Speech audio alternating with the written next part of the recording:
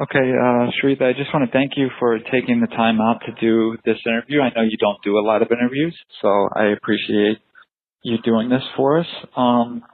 The first question I wanted to ask you was, at what age or what year did you first meet Suge? Let's see. 19. Oh, was it 80?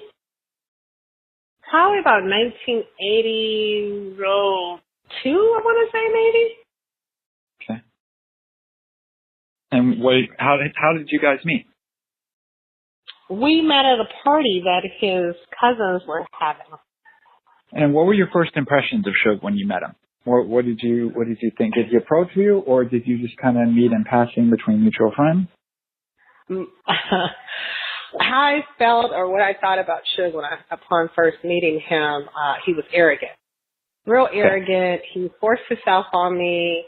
He wouldn't leave me alone at this party. I couldn't dance with anybody else. He interfered in every dance I had. So it's like he was pushy.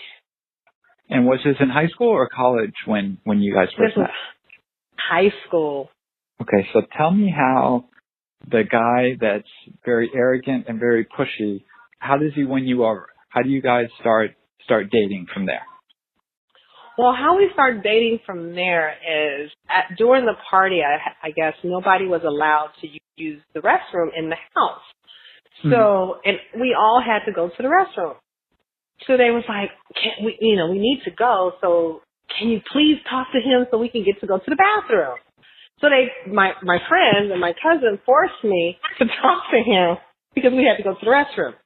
So we just started talking, and after I got what his real name was, because at first he told me Suge, and I said, nobody names a kid Suge. That is not a name. That's a nickname. And so he kind of said his name was Myron, and I thought it was Myron for a long time until I saw the spelling, and it's Marion. So we kind of, I joked with him about that, and I ended up giving him my phone number, and we've been talking ever since.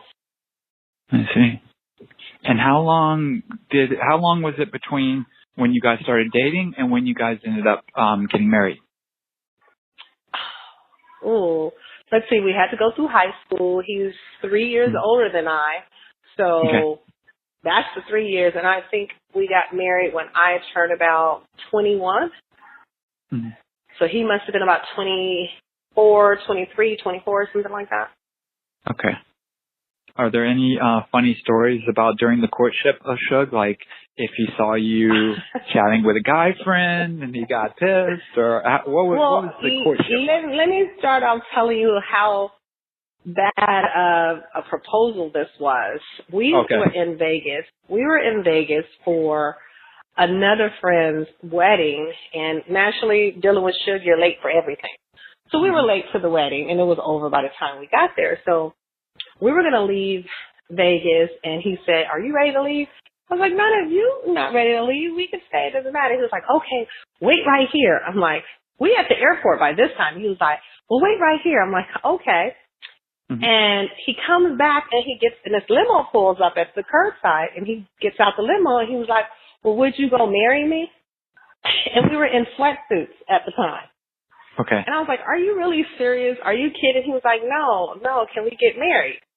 So we got married, and our witness was the limo driver. I see. Yeah. And at this, like, when does this happen compared to when he starts working with Dre as far as bodyguarding and DOC and all that stuff? Is that way before all that started? Way before all of that started. Okay. We wasn't even in UNLV yet. Oh, okay. No, you guys got married wait a minute. early. Let me after UNLV. Let me change that. Let me lie. Let me not lie, because if I was in Vegas, I was legal when he was trying to marry me. Right. But it's been so long. I've been dating Suge since I graduated from high school in '86. So that's a long time. Yeah, that's a very long time. And I was knowing him when I was in the 9th grade. And at what point can you tell me about him speaking to you about no longer doing the football thing and wanting to get into the entertainment world as far as whether it was just hanging out or bodyguarding or a bit of both? Like, how did that come about as far as him discussing it with you? Well, he started discussing that. You got to remember, Suge started off when we were here in school at UNLV. He was bodyguarding for a nightclub here that was called Mr. G's at the time. And it was nothing. So he met a gentleman named Wes. And from there, Wes was really kind of doing a lot of entertainers at the time. So he introduced Suge to bodyguard. Well, why don't you leave Mr. G's and go do this? So at that point, he told me one day he was going to be Bobby Brown's bodyguard. I'm like, yeah, okay, whatever. So he started doing that, and then he comes home another time, and he says, oh, well, I will manage some people. I said, well, you don't know nothing about this. How are you going to manage those people? So everything Suge said he was going to do, he definitely does it. So he started managing people, and his client list got very extensive. He did Jodeci, he did a little bit for Mary J. Blige, and then all of a sudden the Dre thing came in, and how that actually transpired. I don't know how it transpired, but when I know that was one of the people he had picked up as management was Dre, and I don't know where they actually met at. It's been so long ago. Then Dre, Suge, and a DOC, who was that? Oh, what is his name? That owns Sony Records. Dick Griffin, who owns Solar Records. They decided, Suge came home and said, we're going to buy Solar Records. Solar Studios. I'm sorry, not the record company, the studio. And I said, okay, that's what we're going to do. So I wrote out our check, and Dre and DOC, we all put $25,000 up, and they thought they owned Solar Studios. So they didn't own that studio, and that's where Death Row began. Then he became they were going to open this label together at this time, and then the DOC actually had an accident. So before they decided to invest in this studio, DOC was coming out with his own album, and Suge was managing him, and he had a car accident that severed his vocal cords, so he couldn't really talk anymore or rap anymore like he had previously was able to do. So they had all collaborated and decided, okay, well, you don't have to rap anymore. You just write all the songs. So it was a great combination. Dre did the beat, Suge handled all the business. As far as the contracts went and the artists went, he handled that, and I secretly was Suge's secretary, let me say that. And I handled all the professional side of the studio bookings and everything like that. Gotcha. And what's when you think of the very earliest days at Death Row, what kind of memory pops out in your head? Do you have any good stories that you think about when you think of and I mean the very, very beginning days like you were just discussing? The very beginning days of Death Row, it was kind of a little bit chaotic. And when they were choosing artists, I used to hear the artists, and this one particular artist came around in this studio with these he had on socks that went literally to his ankles and these cut off khaki pants. And he was just as skinny as he wanted to be, but he was very nice and Manabro kid. It was Snoop. And so everybody, I think, thought Suge was the oldest one and this is his wife. So we were the young couple. Nobody else was married. It was just me and Suge was married. So I was like the mother, Suge was like the dad, and everybody kind of gravitated me, and they would ask for my advice, and it just escalated from that, and that's how I started being in the management business as well, because they always came to me to look over everything. Should I sign this? Can you read this over for me and tell me what it says? And Snoop one day said, you should just do this for a business. It wasn't Suge's idea. It wasn't even my idea. It was Snoop's idea. I was like, I don't know. And so I talked to Suge about it. He was like, you'll be good at it. Why don't you do it? Well, he wanted to ponder off some of his clients to me. So this is why he wanted me to do it. But ended up, Snoop was my first client. I see. And that's everybody saw how Snoop elevated and he was growing and getting all the deals, everybody else, Snoop was soliciting artists for me. Actually, Snoop started saying, you should let her do your stuff. You should let her do your stuff. You'll get everything you want. And then I was the in between the artist and Suge. Okay. So nobody really had to deal with Suge. Talk to Sharitha. She'll tell Suge. She'll get it done. She'll get it done. She'll get it done. And that's how it always was. I see. And so that's how Nightlife Management began. That's how it began. Okay. So Snoop is your first client. Obviously, his stuff explodes when he comes out with the first album with Doggy Style. I mean, he blew up on the Chronic, but did you guys realize at the time just how big Snoop's first album was going to be? Did you have an idea, or was it a bit of a surprise when you saw just how well received that album was? I was surprised because I was really surprised. Snoop I didn't like rap. I have to be honest. I didn't like rap until Snoop. And the reason why I gravitated to Snoop rap was because Snoop's lyrics was so, what I want to say, juvenile and elementary, and I actually can catch on and recite everything he was saying.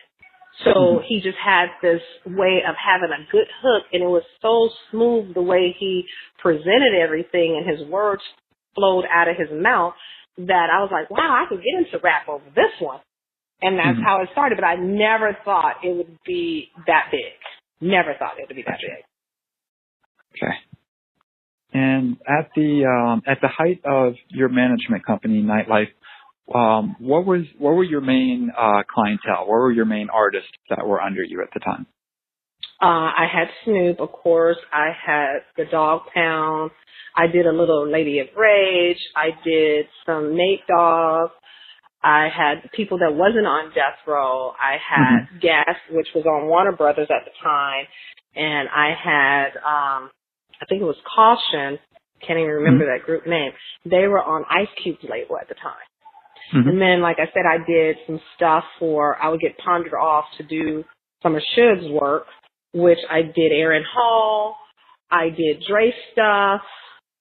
When Tupac came along, I even did some stuff for Tupac. Okay. How did the Tupac thing come about? Obviously, he gets bailed out by Suge. He's on death row. What is the first conversation or the first meeting between you and Tupac, and how does that go? I met Tupac. It was late one night. Suge asked me to come to the studio for something, and I don't know. And he brought Tupac out, and we met each other. And the next time I saw Tupac, Suge brought him to my house for dinner, and he was admiring my house a lot. And he was like, "Well, wow, who did this for you?" Because apparently they had bought Tupac the house, and they got the store that I used for my furnishing. They got the store, the owner, to put random crap in Tupac's house. So when he saw my house and everything was kind of coordinatedly decorated perfectly, he was impressed with it. And he said, "Well, what decorator you use?" I said, "I didn't. I did my own." And at this time, I had done Snoop's house as well. So he was like, "Well, can you come look at my house and tell me what you think?"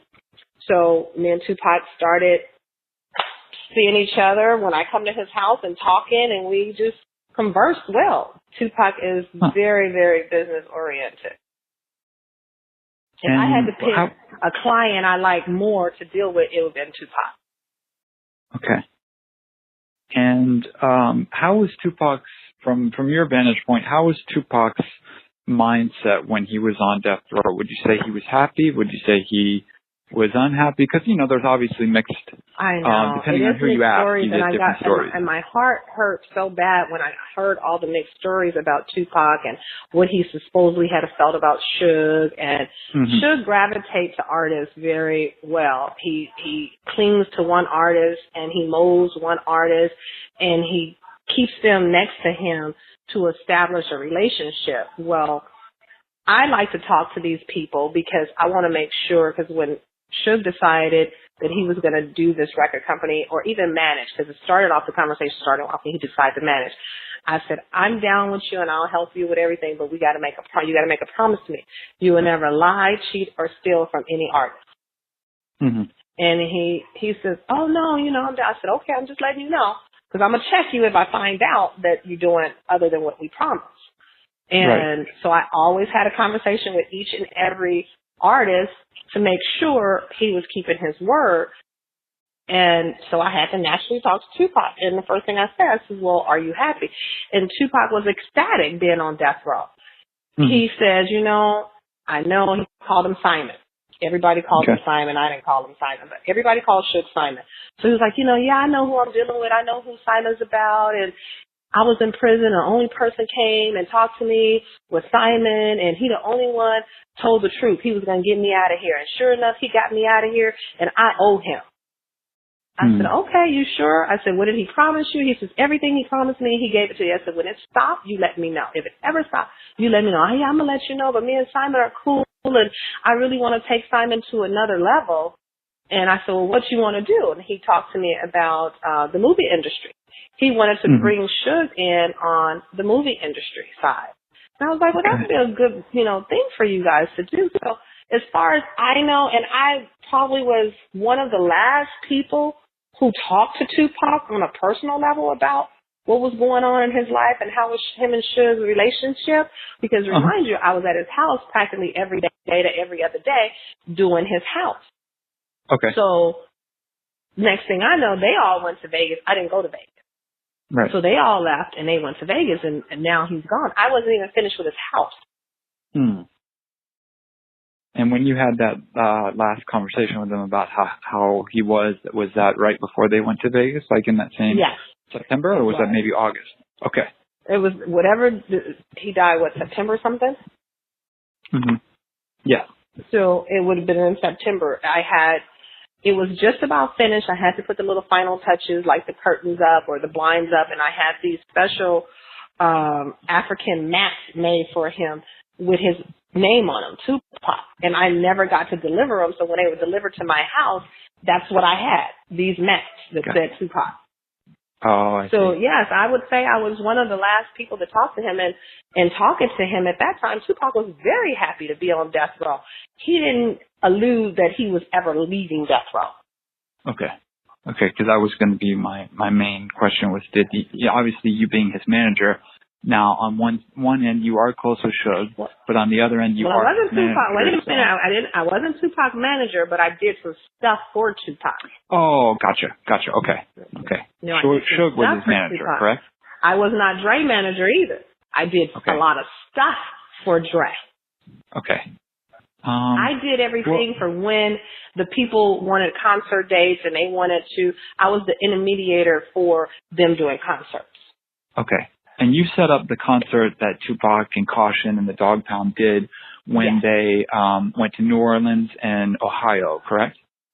Yes, sir. I set up all those any concert dates that Tupac done. I was privy to set that up for him. Okay. Weren't there plans after those two shows to do more, and then they were canceled, or what was the plan for that? Because I believe it was billed as like an Eazy-E tribute concert series. Is that correct? I don't recall that. I don't recall that it was an Eazy-E tribute, but maybe Dre stated something like that, but it was so long ago, I don't remember.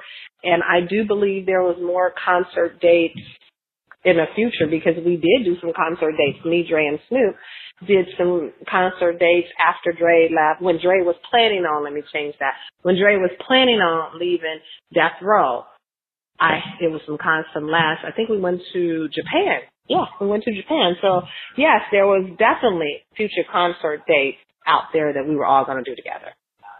Okay. Did you set up the House of Blues on July 4th concert of everybody? House of Blues. Honestly, I can't remember. I cannot. That was the one that they put the DVD out on, where it had it. I don't like making comments on something I don't remember, so I can't go there. Okay, fair enough. Okay.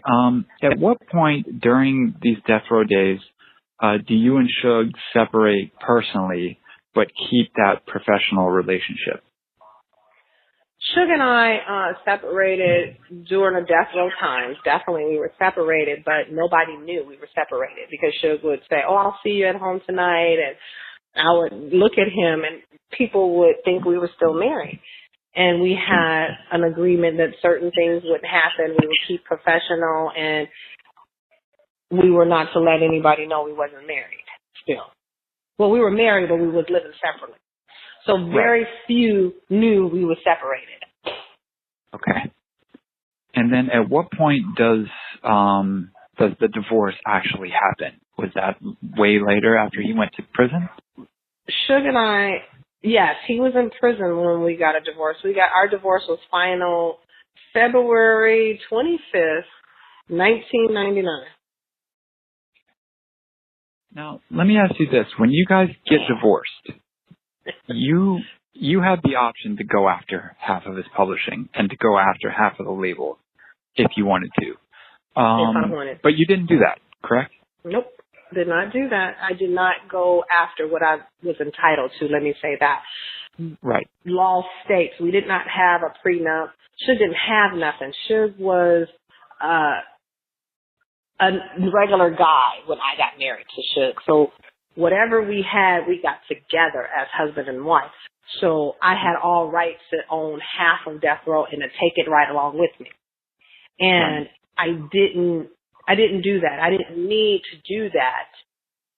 I just wanted out. It just got a little bit, the women. Right. It was the women. Right. I just couldn't, I'm like, we agreed to something. You didn't keep that. When he started bringing the women around, it got to be, okay, now you want to embarrass me, but you want to pretend like we're together still, but yet you have all these women, and they were calling me and saying they were pregnant. It was just too much for me at that time. And I was like, you know what? I'm done. I can't do this. So I didn't fight Suge over half of anything. I got out. So when I hear that I tried to kill 2Pac and Suge to get Death Row, well, I didn't have to do anything to get Death Row. I had Death Row. Okay. And you could have taken half of it if you wanted to. So the theory that you were with Suge for money, that would have been the best choice of his life. Me having taken Death Row and everything I should have taken, that would have been the best thing that ever happened to Suge, because I would have took the Masters along with me. Yeah. Because I knew somewhere down the line there was probably a chance that he was going to lose all of that. Right. Okay. Okay, so I have some serious questions now that I got to ask to clear up some of the stuff out there. So first and foremost, who was Kevin Gaines, and did he ever work for Death Row? Who was Kevin Gaines? Kevin Gaines was a police officer, and we started dating, and he never worked for Death Row. I don't know where that came out. The only work Kevin Gaines ever done was for Snoop, which was a private event for his family reunion. Okay. And Snoop personally paid not just Kevin Gaines as a police officer, about 4 other police officers that I got for him for his family reunions event. Okay. And were any of those police officers? And Suge had no idea who Kevin Gaines was until Las Vegas. Okay. You mentioned that other police officers worked that Snoop family reunion. To the best of your knowledge, were any of those officers David Mack or Rafael Perez? The best of my knowledge, I've never met a Kevin Mack or David Perez or whoever the Perez is. Never, ever was introduced to them. So, no, they wasn't any of the guys that was there. The guys that was there at that event, I still talk to. Okay. They were Kevin's partners at different times. Okay. Now, did Kevin just do his own type of stuff? Like, he never did anything with Right Way or with Reggie or any of that, did he? Reggie did not know Kevin Gaines. Kevin never did any work for Right Way. Only time Kevin only did some body work was that one weekend. That was it. Okay. Because I guess some of Reggie's guys at one point said they saw the David Mack guy and the Rafael Perez guy at the Death Row Christmas party. And I guess the question was, did they attend with you? But if you've never met them, I would assume that's not true. That is not true. When I was asked about Kevin Mack, and I couldn't pick them out of a lineup, and I met all Kevin's close friends. Now, who Kevin worked with or whatever happened in the police department, I'm sure he knew Kevin Mack. I can't say he didn't. If he was a police officer, especially being, quote-unquote, a black policeman, they probably all had they knew each other. I've never seen him. Kevin never brung him in my presence. It was only 4 officers Kevin has ever brung around me, and like I said, I'm still their friend. Okay. when you two started dating, obviously it wasn't public, as you mentioned that you and Suge weren't quote unquote together. But what was Suge's reaction when he found out about this? Was there any bad drama, or was everything in agreement? No, Suge was not happy at all that he found out I was dating someone. Now, remind you, he had plenty of women, but Kevin was never around anything. Kevin's never been to anything, never no business, never no premieres, never any parties, never any events. But Suge had all his women at these events, but that was our agreement, and I kept our agreement. Kevin, I was my private, personal life. Suge was my professional life. Okay.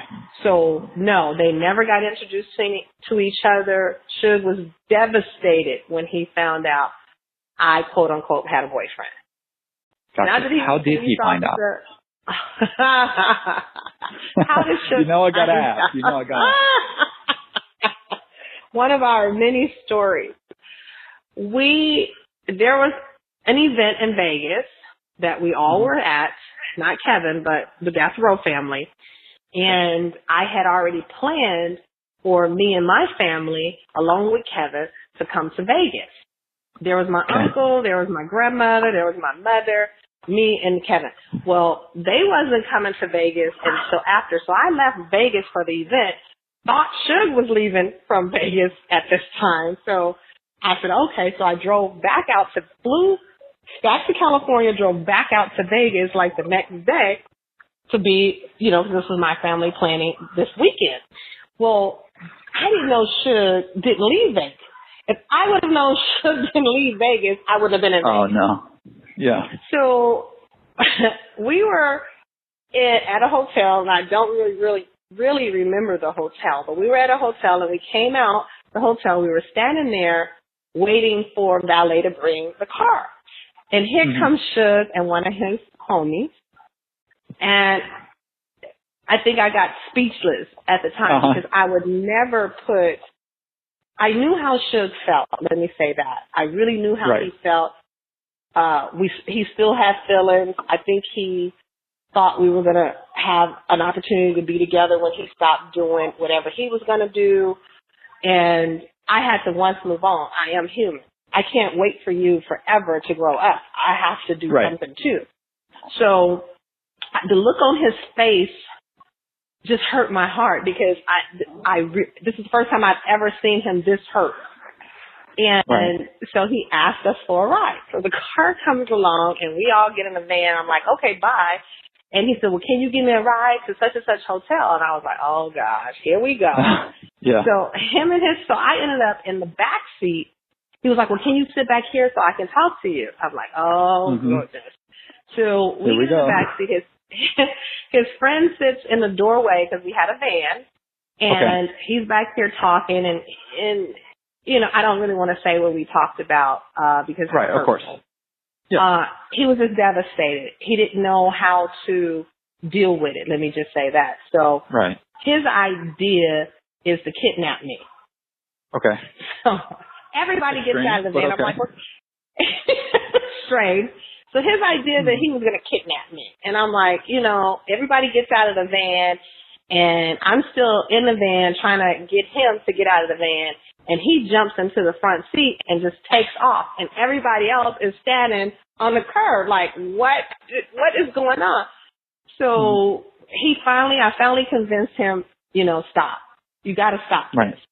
And he stopped. He pulled over the Parker at my hotel, and I took off. And I hid from him so he could leave me alone. So I was like, okay, I'm going to hide from him because he lost his mind. I can't deal with him. So he ended up finding out, I guess because we're, quote unquote, married, he has right to know what rooms I have. Oh, and I see. So we were still legally married. So he had right to ask what rooms I had because he was looking for Kevin. He was looking for Kevin at this time. Oh, no. And he ended up in my grandmother's room.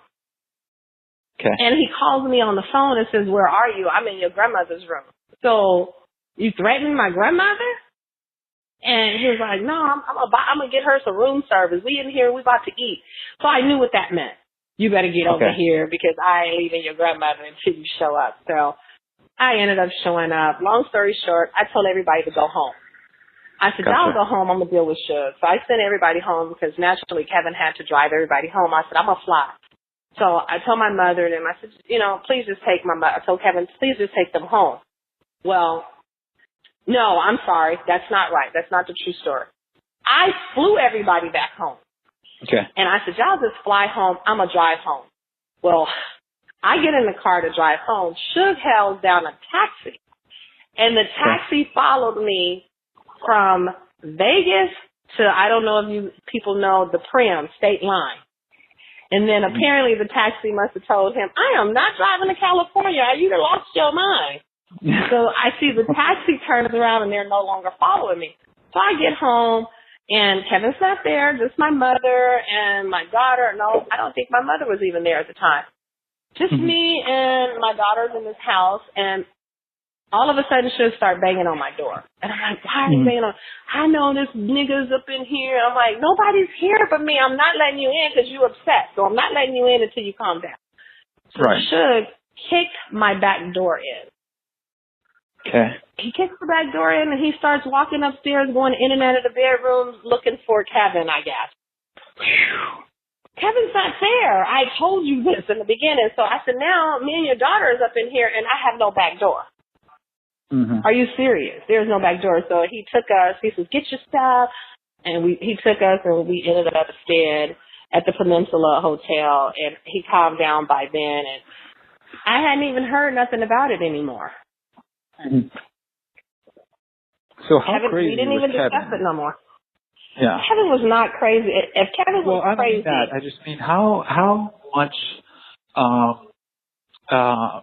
lack of fear, I guess you could say, does somebody like Kevin have to date you, knowing that Suge still has feelings for you? You guys are still legally married, or did he just because he was an officer he didn't have that fear? He was more afraid that he might have to shoot Suge than anything else. Gotcha. That's what if I have to determine his fear, because when Suge and his friend, because now you're thinking his friend is in the doorway, what are they trying to plan? So I could see Kevin takes his gun out of his holster and sit it on his lap. That was fear in itself. He did not at all want to have to defend himself. Okay. So as a man, it doesn't matter whether you're a police officer or a man, you're a human. You don't want to ever have to defend yourself from your girlfriend's father. And then you're the one that shot her father. Well, that wouldn't go very well even with me, whether me and Suge was together or not. If Kevin actually would have had to kill Suge or shot Suge or however, I wouldn't have ever continued to talk to Kevin. Gotcha. So it's a fear within itself. So yes, he was afraid that he had to make a decision that he didn't want to make. So fortunately, he didn't have to make that decision. Gotcha. And how did you and Kevin meet, if you don't mind me asking? Me and Kevin met, let me just say, at a gas station. Okay. And from that gas station, he made me a bet of something. And I do know what the bet was. But if I was wrong, I would have to take him to dinner. And if I was right, he would take me to dinner. Okay. So I told him what he typed up on his little computer, and I was right. So he ended up taking, I guess that was his way of trying to take me out. So he got to take me out, and so we started hanging out. He was very fun to be with, and that was it. Okay. What would you say is your best story or memory of the time that you spent with Tupac? Well, my best story is I personally enjoyed having a conversation with Tupac. I unfortunately didn't get a lot of time to one-on-one spend with him without him having to leave or I had to leave. I was busy besides that long, extensive talk we had, actually walking around his house when he was telling me what he was looking for to get as far as furniture-wise and so forth. The first time I ever took Tupac on the road, I told Tupac to meet me down at downstairs at a certain time. Well, it always was an hour different than what I really did. If I needed you down there at 7, I would tell you 6. Right. Because I knew the guys would be there at 7. They were always going to be late, so I always had to lie about the time. So I didn't know Tupac very well. So the elevator opens, and there's Tupac and his crew standing right in the corridor of where the elevators are at. He looked at me and he said, "What?" He looks at his watch and he says, "What time did you tell me to be down here? And your ass, excuse my language, is not here. I don't know who you think you doing business with, but I don't do business like this. I ain't these niggas. You don't lie to me about no time. If you tell me 6 o'clock, I'm gonna be down here at 6 o'clock, and you have your ass down here at 6." My mouth just dropped. This man was so professional that I swear I did not know he was really going to be down there at 7 o'clock, at 6 o'clock when I said, and I knew I meant 7, and I was going to always be there at like 6:30, 6:15 just to, sit down and get my notes together. I did not know he was going to be on time because I didn't know him not like that. I didn't know him that well yet. Right. And that would be the moment that I didn't know. And I just didn't know he was this professional. He was professional. He was not like all the Snoops, the Dre's, the Daz, the Corrupt, the Nate. He was nothing like these guys. Okay. So I loved it. I loved it. Yeah. So what was it like when the aftermath happens in Vegas? From a managerial standpoint, obviously you're working with Snoop. From what I understand and from what he's even said, he was very worried that after the Biggie shooting that he was next, he felt. Did he have any discussions with you about this? Did he have any concerns that he voiced to you about the escalating stuff after the Tupac, after Biggie? Mm-hmm. You're talking about Dre? I'm talking about Snoop. No, Snoop never told me anything about he was scared that he was going to be next. And I can't see, I never heard that before. And I never heard it from Snoop. I can't fathom that there was no reason for anyone to not like Snoop. So my thing to that question is Snoop was a neutral party. And the only reason why there was a Tupac and Biggie thing is because Tupac brung that to death row. They had that beef in New York when Tupac got shot going into that studio or meeting Puffy and Biggie. So Tupac came to death row harboring the feeling that Biggie and Puffy is the ones that set him up to get shot that day. He really, really, really believed that. Everything about Tupac, and when you talk to Tupac about this story, you're convinced as an individual that they did this. Because this is what this man, he describes everything, and from what he described, that they did it. You couldn't say nothing else besides, wow, yeah, you got a point there. So like he explained it so articulately that you totally bought into it. And Tupac, he was very articulate. So when he explained his justifications about believing that it was them, you had to believe it too, because whatever he felt, and I don't see Tupac to lie on anybody. He wasn't that type of person. So, in my knowledge, they did it. Now, I don't know if they did it, but from Tupac's vision, they did it. And he brought that to death row and should believe they did it because, like I said, if he convinced me, everybody would be easily convinced. Because I'm not the easy one of, please, please stop. Yeah. So, if I was convinced, then I know everyone else was convinced. But what was heartbreaking for the label was if one artist had a problem with you, everybody had to have that same problem. Okay. Because it was a family. We are all family. So if your brother had a problem with some guy, you had a problem with that guy. It was family. And it was really bad for Death Row to harbor what happened to Tupac and bring it over to Death Row. Right. And that kind of was a demise of death row also. Okay. But couldn't somebody say that because of the Big Jake incident with Suge and Puffy at a club, that Suge already had a little bit of it out for Bad Boy before Tupac came? Or would you disagree with that? Let me say that story. See, that's another story. The Bad Boy and Suge incident, or Puffy and Suge thing, came from the Source Award. Okay. Suge never had a problem with Puffy. Never, ever had a problem with Puffy. Suge is he thinks he's a comedian at times. And what he did at the Source Awards was just comical. That's all it was. He didn't mean nothing by it. He was just being funny, and he was just making a joke out of it. And everybody elevated on that joke.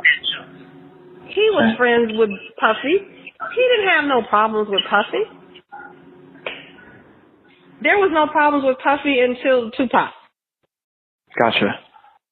So that's when it really ramped up then. That's when it really ramped up. Suge was really being funny when he got on stage and said, and it was a punt, don't get me wrong, it was a punt against Puffy, but let's face it, it was the truth at the same time. So he didn't lie, he didn't make up none, he didn't elaborate. He told what it is. Puffy was a CEO that was on the records, in the videos, and to this day, he's still the same Puffy. He does the same exact stuff still. Every artist, Puffy somewhere in their video. That's all it was. So why would anybody get upset about something that's factual? That's all he made was a statement. If you don't want your CEO all on your record, all in your video, come to death row. It was factual. Gotcha. Why everybody so mad over what he said? It was true. I can see it if he called him gay or faggot or whatever the terminology that they use today. I can see it if he said something derogatory towards him or about him. He did not say anything derogatory about him. He told what Puffy actually does. Right. Okay. Fair enough. That makes total sense. Everybody makes a big deal out of everything. Everything is a big deal, and it's not. They read into it too much.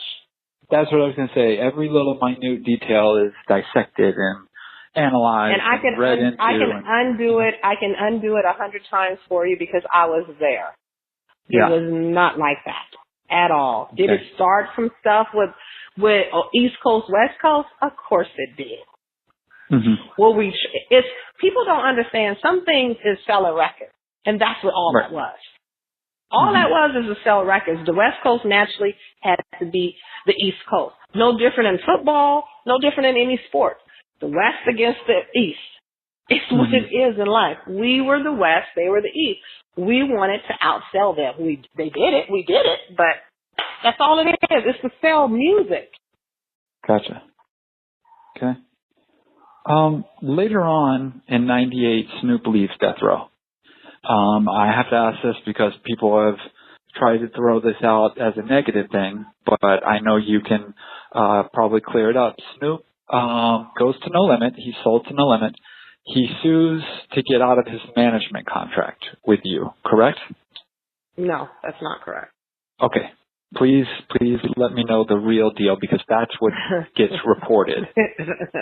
Before Snoop's second album, I was letting Snoop go because Snoop got disrespectful.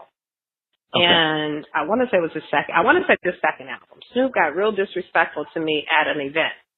And I said, you know what? Do your own stuff. Handle it yourself. I ain't got time for this. So I let Snoop really go. And Suge called me, I guess because Snoop went over there talking to Suge, what they conversation about that had to do with me, I don't know. So Suge calls me and says, you done with Snoop? I said, yeah, I'm done with Snoop. He was disrespectful. He was like, you know he can't sell his album without you. And I said, y'all can do whatever y'all need to do. I'm out of it. I don't want to be bothered with this. He owes me an apology. Well, he said, can you please just help sell this album? And I said, no, I ain't selling nothing. He was like, look, I'll pay you. Can you please just work on this album? Do it for me. Don't do it for Snoop. Do it for me. So I said, okay, that's fine. But I was basically done with Snoop. So Snoop came, because Snoop had an office inside of my office at Nightlife. So Snoop, we talked about it. We sat down and talked about it, and I explained to him how I felt. He explained to me how he felt about some things, and we really kind of squashed it. So we started, we sold it. We went on tour for his album, and all of that went well. And then Dre, I got a call for them to do some concert dates in Japan.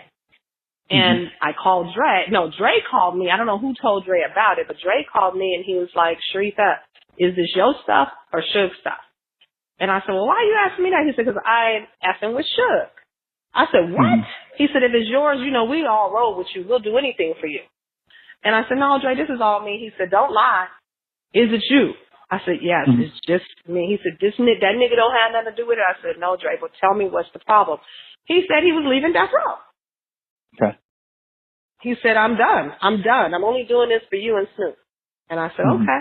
Me, Snoop, and Dre, we went to Japan. It was Nate, Daz, Corrupt, all of us, we went to Japan. Well, you know, we got kicked out of the hotel because I got sick.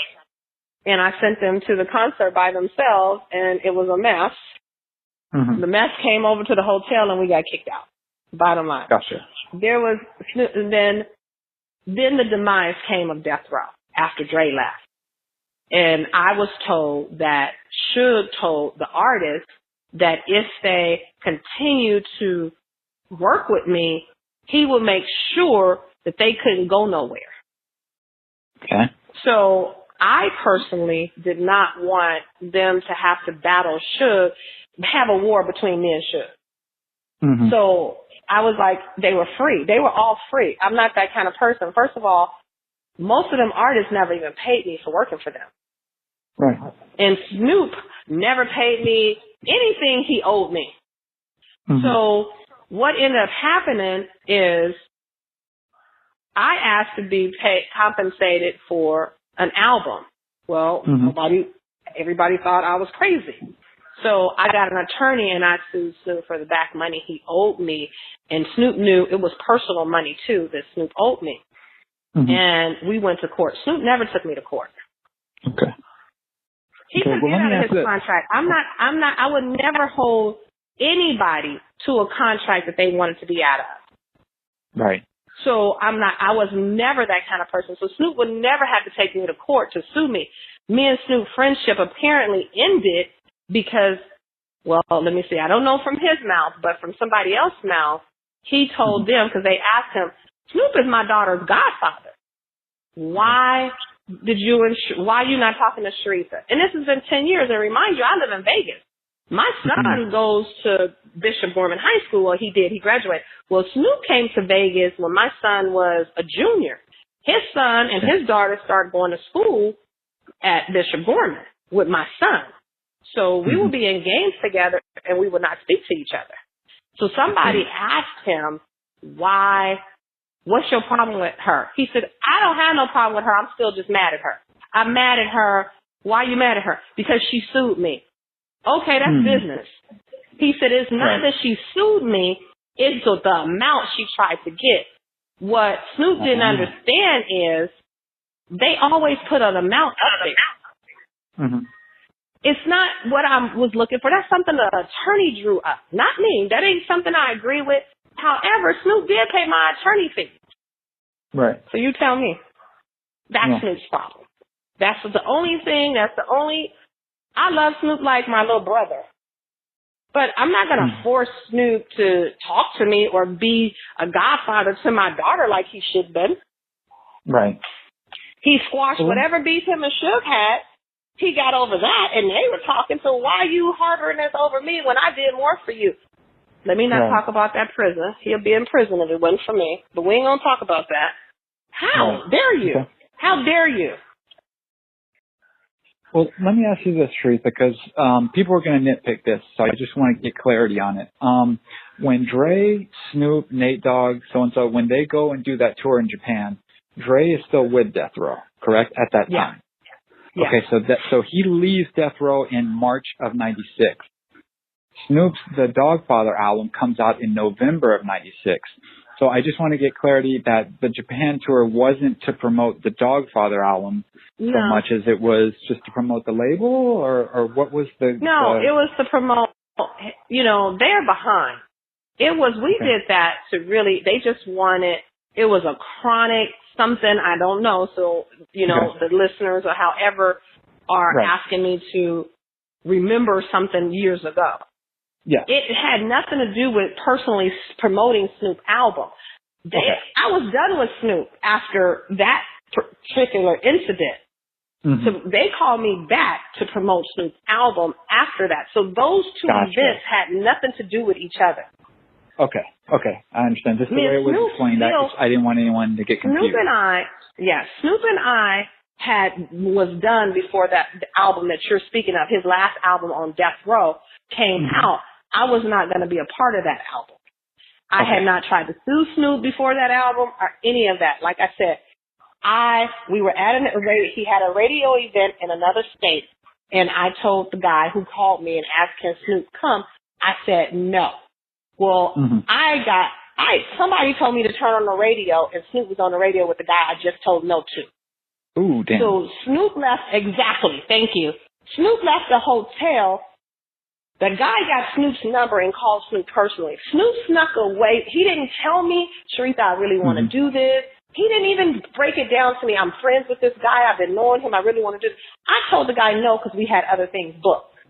Well, I hear that Snoop was at this radio station, and I get in the car, and I go to that radio station, and me and Snoop got into it at the radio station. So, no, that's what me and Snoop's problem was. It had nothing to do with me letting him have no contacts. No, Snoop did not sue me. And to make it clear, because it's some events on the internet about me suing Snoop, and I was wrong, and this and that. Well, let's be honest. I was told by Snoop's attorney, or let's see, the mediator during that time that they considered, since me and Suge was legally still married, that it was not right that I could sue Snoop, because that would be double dipping, because I was not only getting paid from Death Row, so they say, being Suge's wife, I was collecting money from Death Row, which is not true. I had my own business and was making my own living. You understand what I'm saying? Yeah. So and for that matter, you can ask any artist I've ever had. I barely took $1 from them. So that's what hurt me the most. Is really?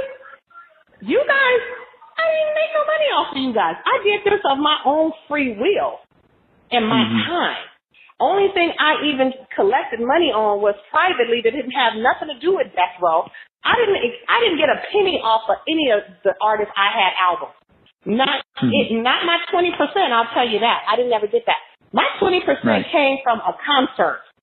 So the listeners, I hope they hear this very well. I did not get paid off of any artist album that would be associated with Death Row. I got paid, and when I got paid, it was from taking these guys and being the manager on tour. Okay. So there. So to me, that's not double dipping.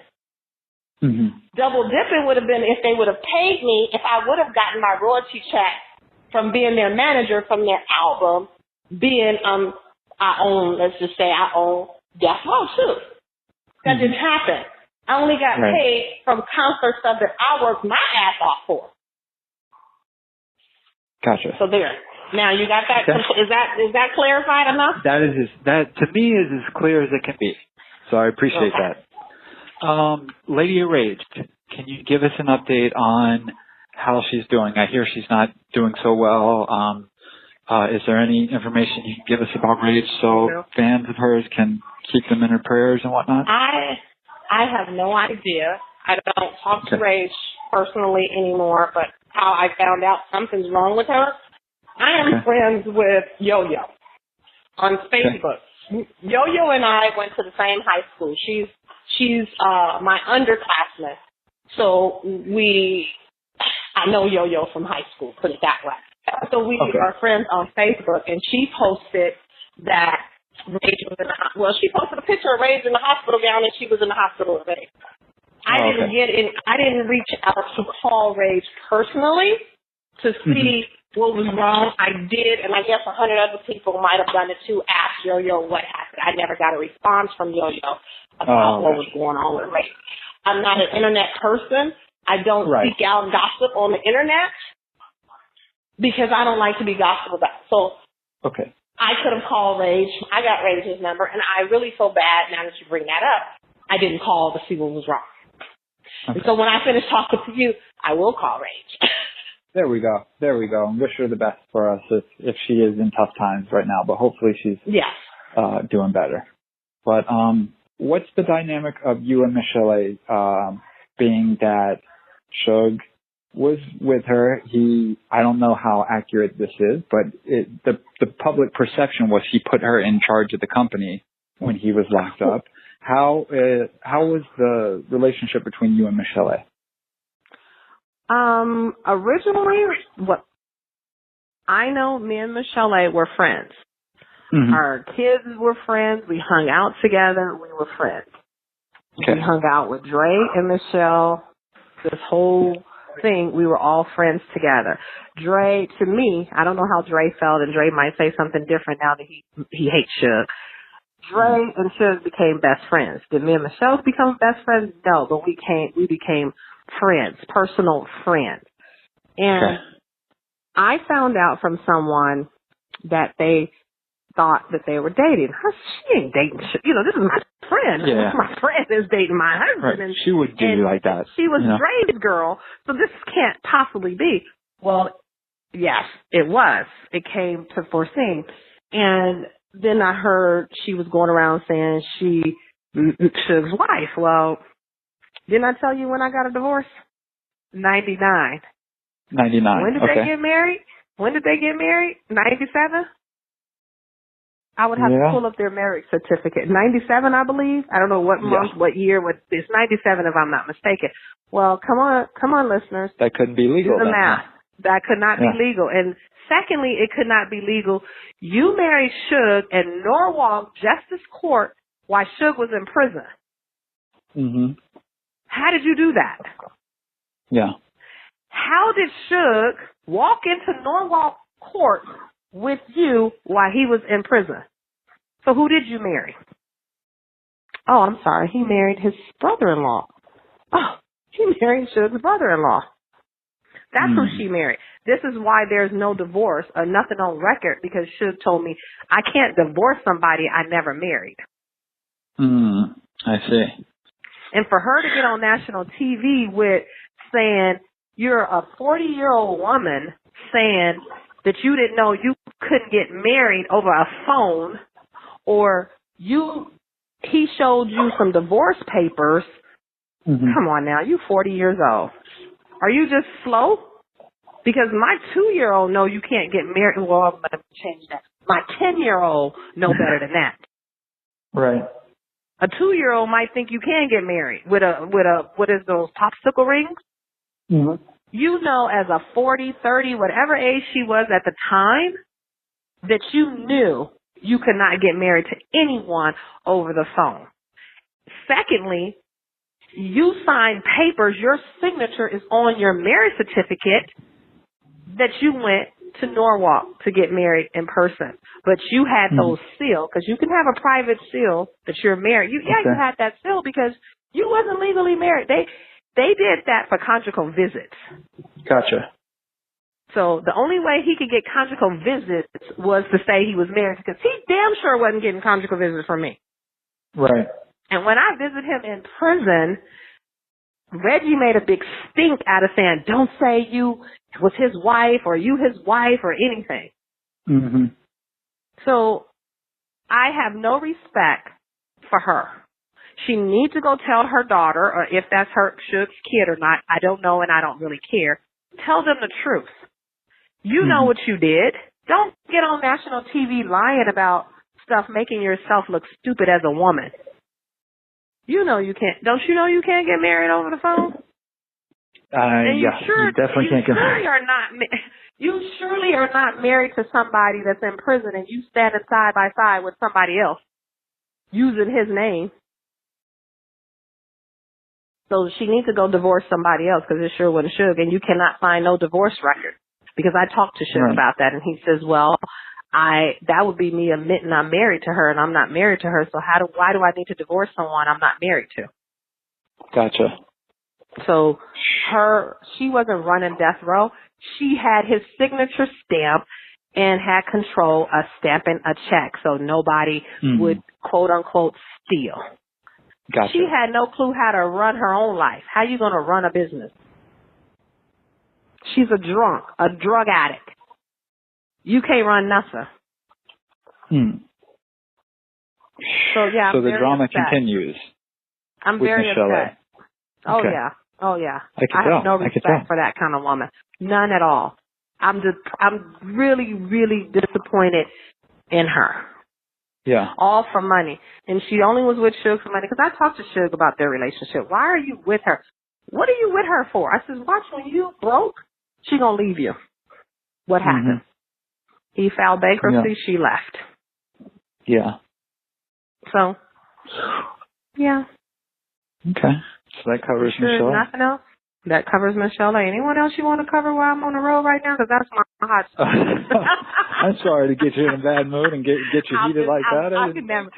I'm not in a bad mood. I'm just joking, but I just was disappointed with her. It's one thing you said you was his wife, and if that was so, that's fine. But don't get on national TV lying about it. Yeah. And you're going to act. Then you do not only that, you do a movie indicating that I was not your friend and you did not know he was married when you slept with him. Really? You were still with Dre before you and even Suge probably slept together. You and Dre had broke up after that. So you're showing something that was not even factual, but then again, TV got to make stuff look better than what it is. Yeah. She knew Suge was married, and to say she didn't know Suge was married, Suge showed her divorce papers. She had my number. I've had the same number for quite some time. She knows exactly where I live. If you wanted to know if Suge was still married to Sharitha, you could have asked any given person, and they would have told you. Right. Makes sense. So you didn't want to know. You knew what she was doing. She was doing all that to get, that $30,000 a month she was getting? Yeah, it was crazy. It was crazy. Everybody's moving. I don't care. You got her little thing. You have the NWA. The NWA story was fabricated. Straight out of Compton. There you go. That was fabricated.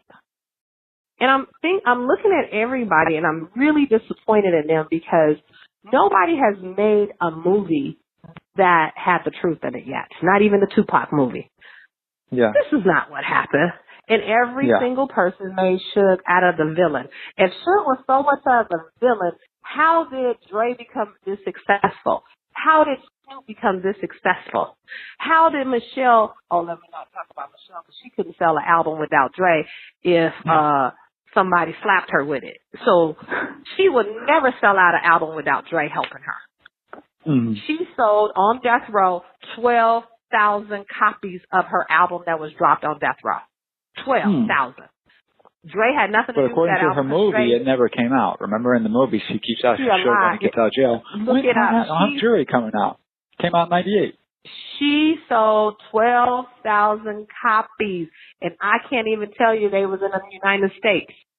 It was in other countries. She sold 12. Ask Reggie. Yeah. She dropped that album. It didn't do nothing. It was a flop. She couldn't sell nothing without Dre. Dre made her. She didn't make Dre. You knew that. She got a new album coming out after that movie. She sucked. Yeah. She sucked. The only artist I feel sorry for on Death Row is Jewel. Because she didn't get her album out. He didn't get her album out. She's the best R&B artist she can outdo Mary J. Blige. He slept on her too much, too long. And I feel sorry for her career got flushed down the toilet over Suge. Right. And she couldn't bounce back. Yeah. Thank God. I'm glad. I am very proud of Snoop, no matter what nobody thinks. I am very proud of Snoop's success. I am so happy for Dre and his career, the Beats, because his first album, Aftermath, flopped too. But he bounced back. And I am very proud of Dre. Very proud of Dre's success. I'm very proud of Snoop's success. And I just really wish that it wasn't all this drama with these people we spent a decade of our life with. Yeah. Yeah. I appreciate you taking the time to talk to us. I know you have your stuff going, and I know some of the stuff can be a touchy topic, but I really do. I appreciate you taking the time to answer my questions. Some are ridiculous, but I got to clear it up. I need to do the real death row story because I think I'm the only one going to tell the truth. I think so too. I think I think that needs to happen. I don't know what needs I don't know what needs to happen either because that's not my forte anymore.